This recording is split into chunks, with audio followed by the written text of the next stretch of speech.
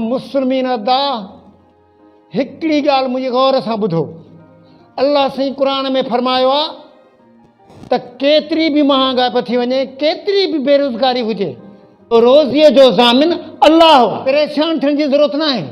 इन जे लाइ जो रोज़ी तव्हां ॾे पाण ईंदी। रोज़ी पाण ईंदी, कमाइण जी कहिड़ी ज़रूरत आहे?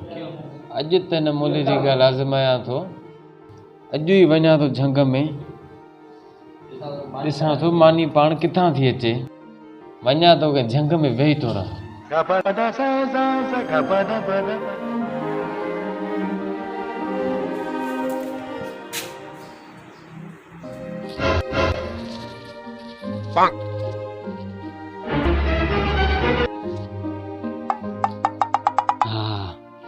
ये जगह सही है।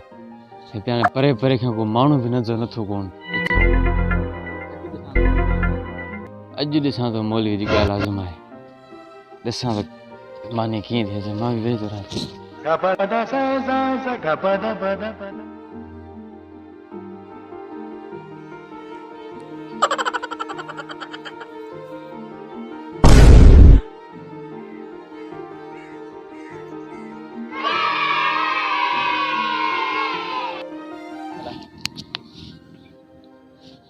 लॻे थो मुसाफ़िर आहे, अलाए मानी बि खाधी हूंदई, अलाए न वञा भला हिन लाइ बि मानी खणी अचां।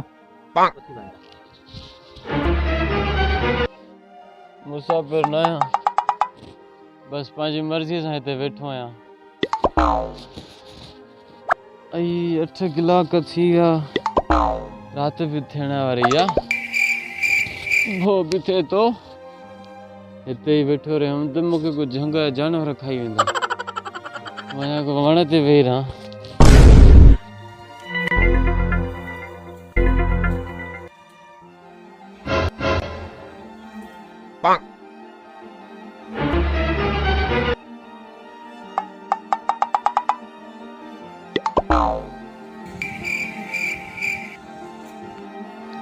मुसाफ़िर भाऊ, मुसाफ़िर काॾे वई?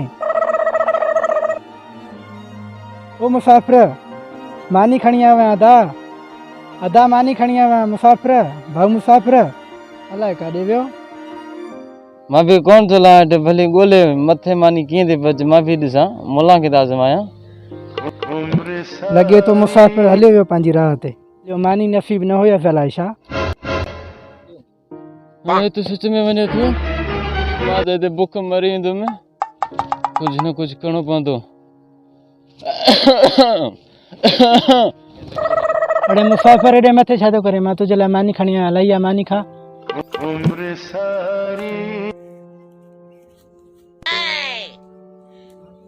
वे वे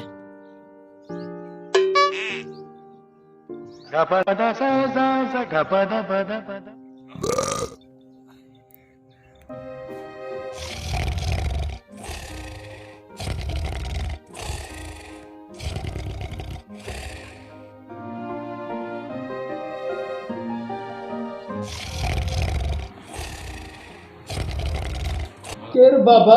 उथो उथो, मस्जिद में सुम्हिया पिया, उथो। ख़ैर त आहे? सुबुह जो तव्हां खुतबे में चयो त रोज़ी जो परवाह न कजो, रोज़ी अलाह पाक जो ज़िम्मो आहे। हा हा, मूंखे यादि आहे, मां चयो हो। ठीकु आहे साईं, पर माण्हू ॻाल्हि मुकमल कंदो आहे न।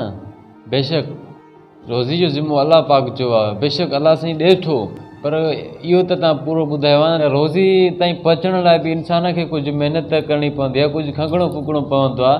बेशक रिज़्क़ जो ज़िम्मो अल्लाह पाक जो आहे, लेकिन पाण करीम सल्लल्लाहु अलैहि वसल्लम जो फ़रमान आहे त मुंहिंजी उम्मत में हिकिड़ो अहिड़ो टोलो आहे जंहिंजी दुआ क़बूल न थींदी, जेको पंहिंजे घर में वेही चवे परवरदिगार मूंखे रिज़्क़ अता कर, लेकिन कमकार जे लाइ पंहिंजी जॻह तां चुरपुर न करे। वीडियो पसंदि आई आहे त ॿियनि जी इस्लाह ख़ातिर शेयर ज़रूरु कंदा। महिरबानी।